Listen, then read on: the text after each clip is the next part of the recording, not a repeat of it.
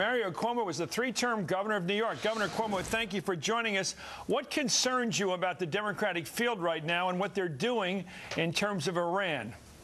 Well, it's what they're not doing that concerns me most. What they're not doing is learning from the terrible mistake we made in allowing the president to seize the war power and take us to war all alone. It was his war, and we sent a few resolutions which were ambiguous and which didn't mean a whole lot, tagging along with him. The Founding Fathers addressed the question of who and how you declare war and said it was the most important question that would face the country. And they were given two choices: give it to the president or give it to the Congress. Washington, who led the convention, said under no circumstances should a president have the power to declare war by himself, basically. And so it should go to the Congress. There was only one vote for the president. And in the Constitution today was something we ignored in Iraq. It says, Article 1, Section 8, the power to declare war belongs to the Congress. The difference is, and this is what was said at the convention, and it's common sense, you give it to one man, he may be mad. He may be an egotist. He may be misguided. Or he might be stupid. And instead, you should give it to the Congress. They represent everybody. The whole country will have an opportunity to participate in the deliberations. That's what should have happened. And what should happen now is that the Democrats, who have the responsibility because they lead the Congress, we have the majority vote, they should say this: there may come a time to go to war. But before you go to war, you should come back, read that Constitution, come to the Congress, and let us all deliberate. So all the people with congressmen can speak to their congressmen and can discuss this issue. Let's not do what we did before and wind up apologizing for our resolutions and saying we're sorry. Now remember, the Founding Fathers gave the power to declare war to the Congress. That power cannot be delegated to the president. You can't adopt a resolution and say, well, the Founding Fathers wanted us to do it, but it's too heavy a lift for us, so we empower you, Mr. President, if you feel like doing it, to do it. And my goodness, the president you're talking about is the president who started a war with a mistaken context, assuming he was telling the truth, and I will.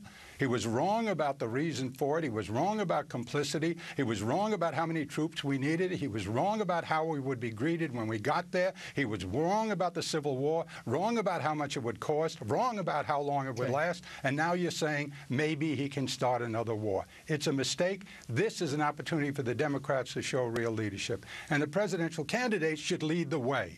And if they don't, then the question's going to be, well, when it comes to improvident war making, why are you any better than Bush? Okay, let me ask you about this resolution this week. It declares the Iraqi, or rather the Iranian Revolutionary Guard, to be a terrorist organization. What do you think, what use could the president make of that resolution by the Senate and now by the House as well? Well, if you judge by history, he would say something like this, and it's kind of lawyer's trick, but he has some lawyers around him. He would say, well, they're a terrorist group, and they're associated with other terrorists, Al-Qaeda, and therefore they're complicit with Al-Qaeda, and the authority you gave me to fight Al-Qaeda and to fight in Iraq, that covers these people, so you've already given me permission for this. I don't need to go to the Congress. I'm going to do it on my own. That would be a terribly stupid and unconstitutional thing to do, and that should be dealt with now. Look, the practical part of it is, even if you don't agree with the constitutional argument, and I don't know how you can disagree, it's clear in the Constitution, all you have to do is read it, but even if you disagreed that he had to go back to it as a matter of constitutional law, as a matter of practicality, he should. At the very least, that language gives you an option, and the Democrats should say, come back to the Congress, let's do it more thoroughly. Maybe the Congress will say there should be a war. I doubt it, but maybe they will. But you it know, should be Governor, Congress you are so far ahead. You are so far ahead of some of the other Democrats, because I hear people in this program, I say to them, do you believe the President of the United States, this president or any other, has to come to Congress before he launches a military action against Iran? And they won't say he has to. They won't even insist on their constitutional role anymore. You know why, Chris? Here's what's happened. And it's unfortunate, but this is what's happened. Ever since the Second World War, I'm not going to say gutless, but timid congresspeople and eager presidents went to war and committed acts of war ignoring the Constitution. And they did it in Vietnam, and they did it in Korea. And the Congress never spoke out against it. As a matter of fact, the Congress, to use the word again, was complicit with the president. In effect, they tried to hand their power over to the president.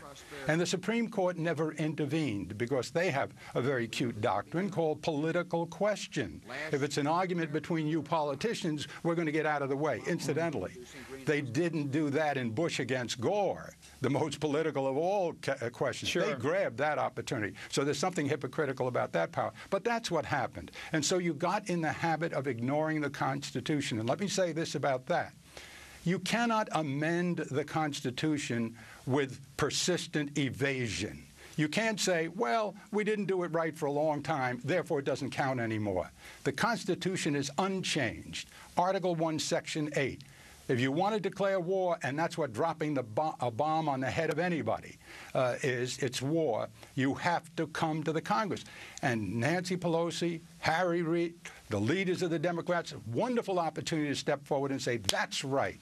And if there's going to be a war here, you're going to have to come back to us to talk about it. Let me ask you about the last war, the war, unfortunately, that continues and may continue for another decade, the way people are talking right now, and I'm including the Democrats.